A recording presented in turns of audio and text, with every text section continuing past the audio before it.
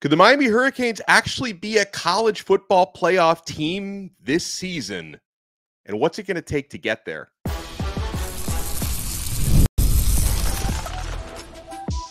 You are Locked On Canes, your daily podcast on the Miami Hurricanes, part of the Locked On Podcast Network, your team every day.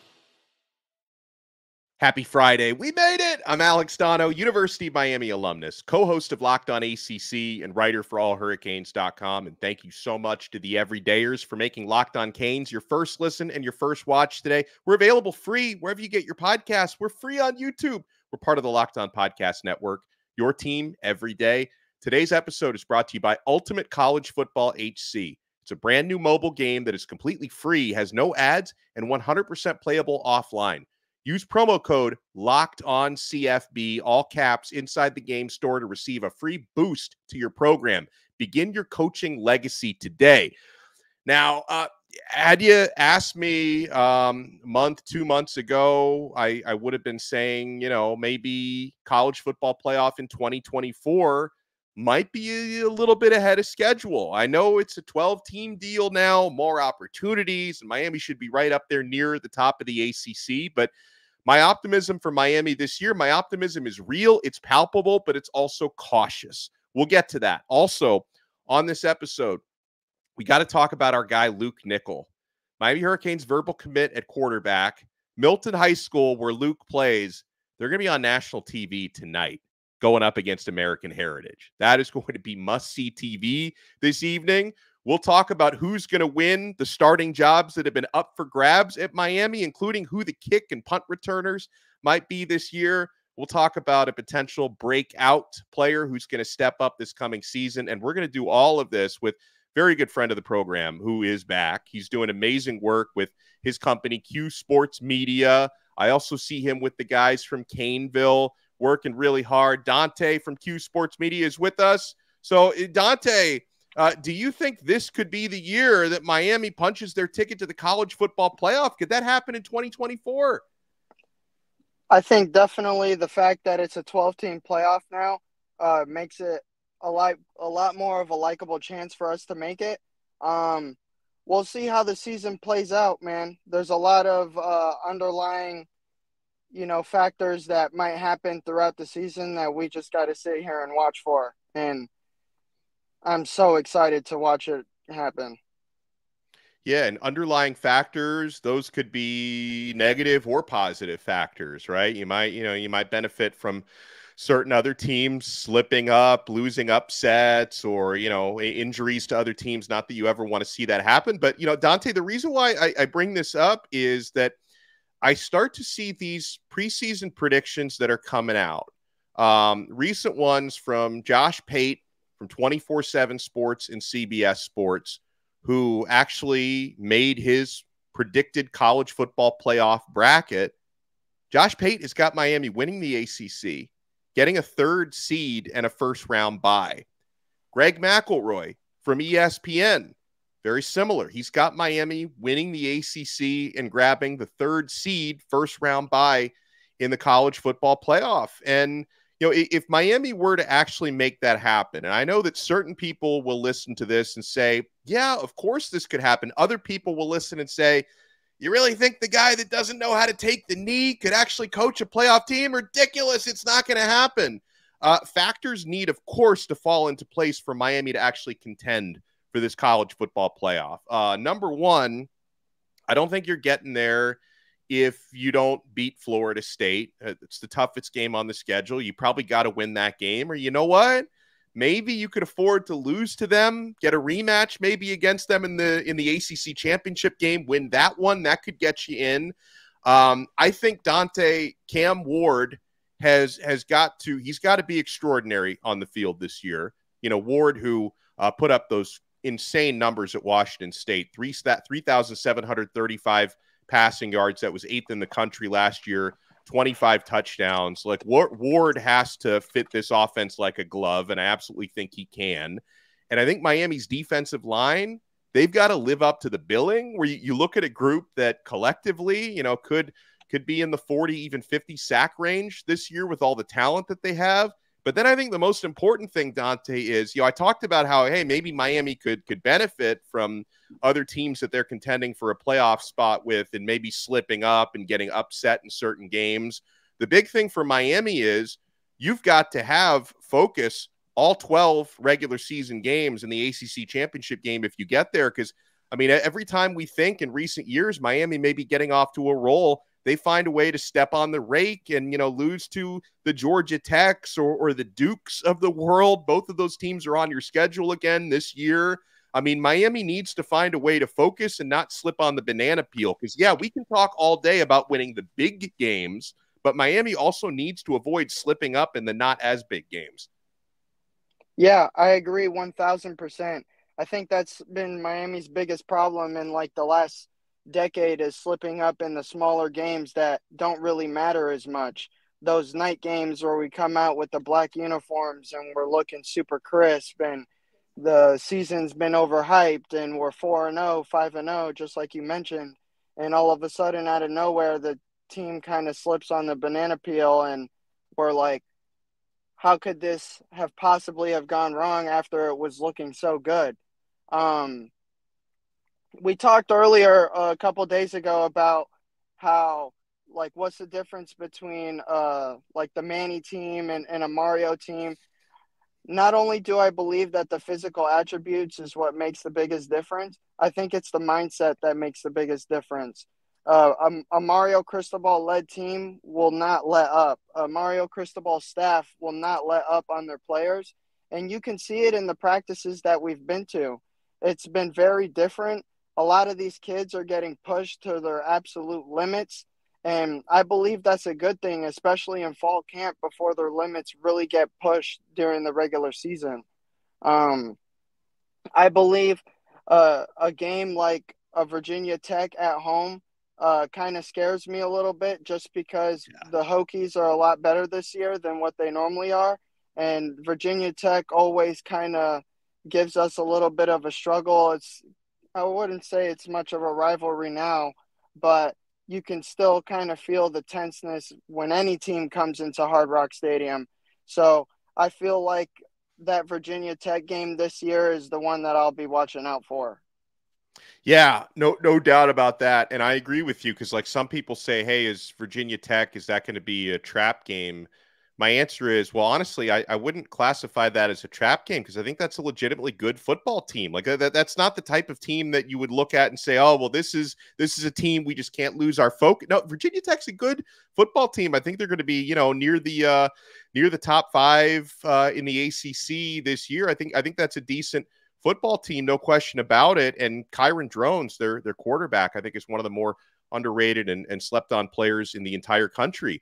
Is there any area that concerns you, Dante? Because I know, and when I got this question from, a fellow host on the Locked On Network who covers a different team that Miami is going to face this year, like he was asking me, like, what are Miami's weaknesses? And he probably thought, oh, this guy's such a homer, because I can only really give him one. Like, and it's not necessarily a weakness, but there's a lot of youth in the defensive secondary. There's a lot of guys who haven't played yet, but there's also a lot of talent there. I think outside the defensive backfield, I can't say Miami has any visible weaknesses. I agree. I also think that the backfield is the D-backs are the weakness of our group, but I don't take it as much of a weakness, just because our D-line is our strength. And when the D-line is the strength, normally the secondary gets helped out a little bit. I believe that we have a lot of great young athletes in the DB room. One of my breakout players for this year is Damari Brown.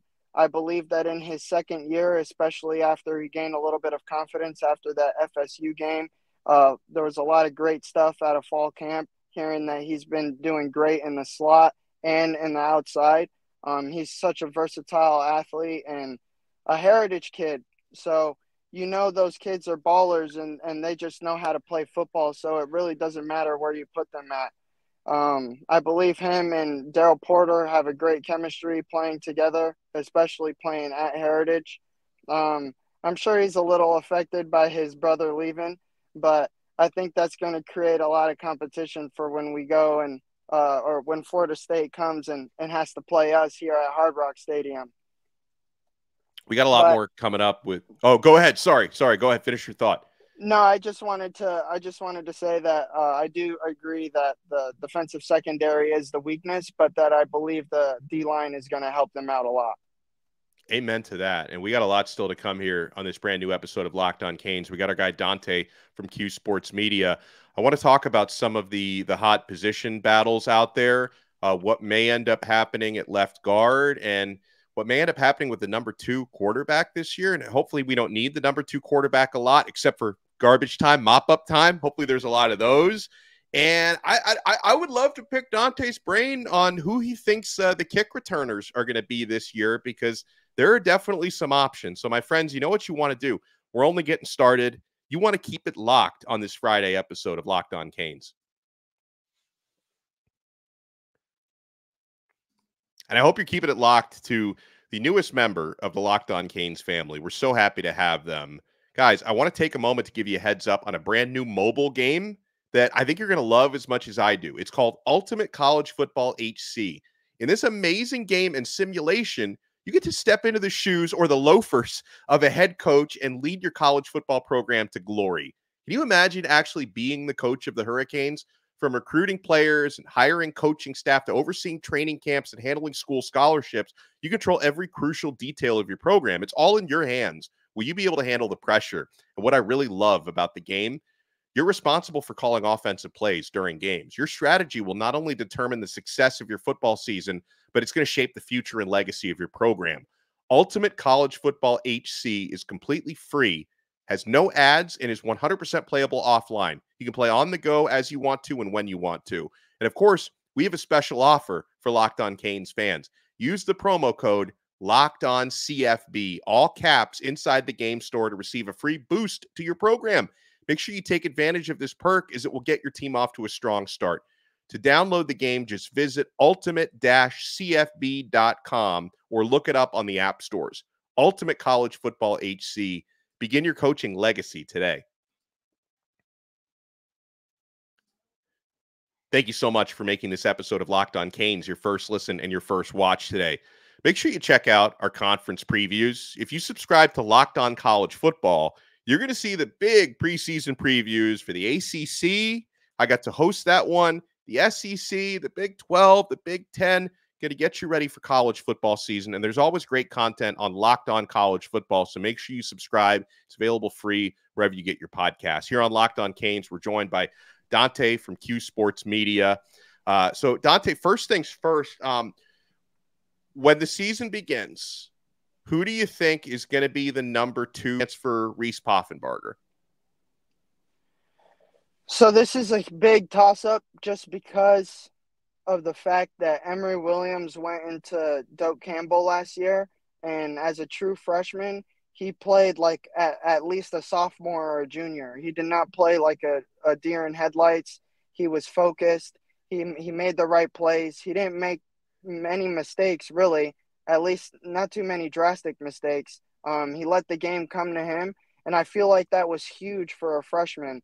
And not only is Amari a freshman, he's a football player, and he did great at Albany. And even though he doesn't have the stature that Emory does, I believe that anyone who can step on a field, lace them up, and play some football, I love those kind of guys. And I think that Reese is that exact kind of – he's a dog.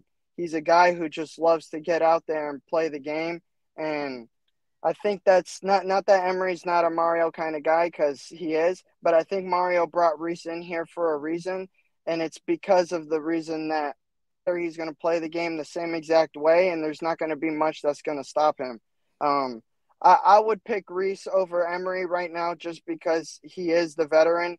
He does have more experience, and I love the way Reese plays the game, man. He reminds me of a Johnny Manziel type player. Yeah. And everyone remembers those Johnny Manziel days and how I like to, watch and definitely listen to and hear all the reports. But I would definitely lock Reese in as my number 2 quarterback 9 days before the game starts. Yeah. And what about starting left guard, because it's been an open competition between Samson Okunlola and Matt McCoy. More experience. I think he's maybe more of a natural guard, where Okunlola could be Miami's left tackle of the future. So I don't know. Maybe I'm wrong and I might be reading it wrong, but I feel like maybe McCoy has the slight edge there. What do you think? Is also like Reese, just a straight up football player. He can play anywhere.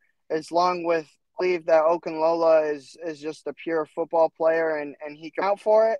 But I do think that McCoy is going to take the spot just because he's more of a natural offensive guard than Okunlola is. I believe Okunlola is the field as well, because I'm hearing he's doing really well in camp. But here's a question. You got to help me with this. The one time that I can remember getting to watch like a special teams period, like seeing a bunch of guys, Ray Joseph getting opportunities to return kicks.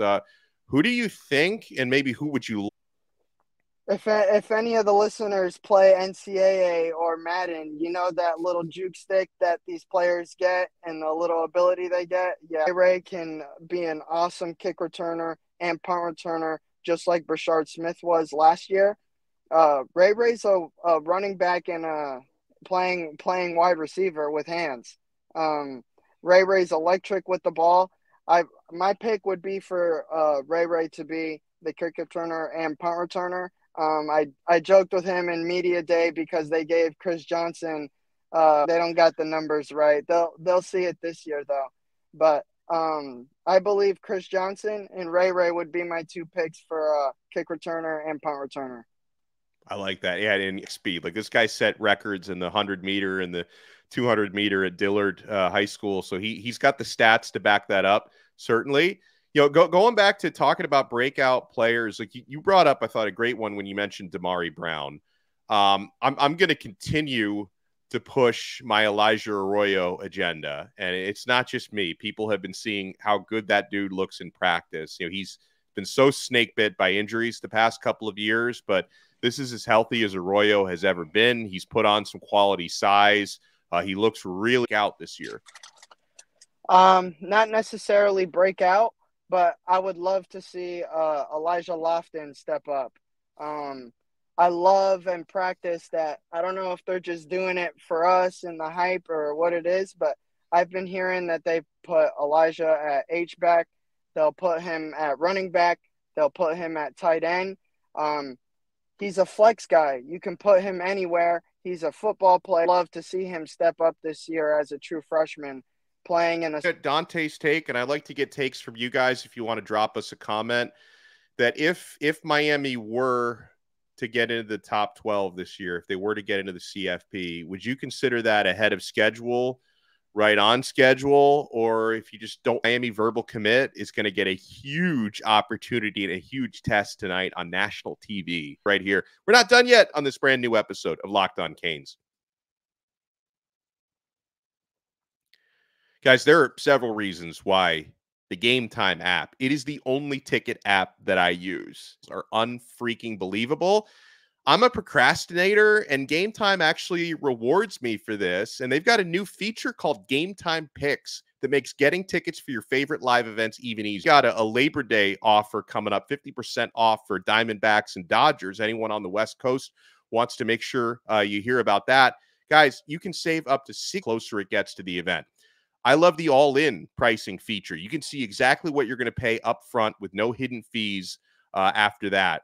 Seat views, get a panoramic view from your seat in the app before you buy. You've got to take advantage of this. You got to take the guesswork out of buying tickets. $dollars off your first purchase. Terms apply. Again, create an account and redeem code LOCKEDONCollege for guaranteed.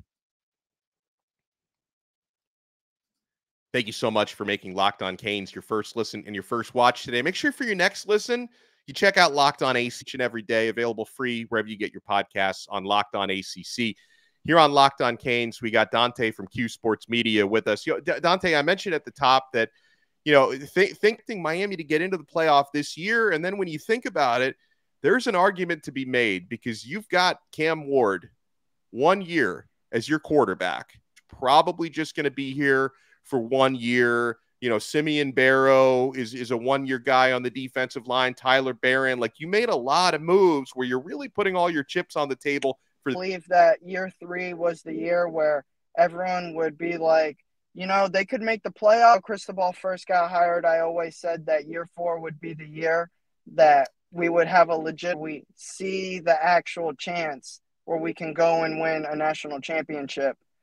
Can make this year a national championship year. We'll see. Compares to Ohio State. This team compares to Alabama in terms of depth, because right now, there are a couple of groups in the squad that don't necessarily have the depth that we need to compete for a national championship. But I do think that we have the guys and the right amount of guys to go out and compete to make the college football playoffs and make the ACC championship game.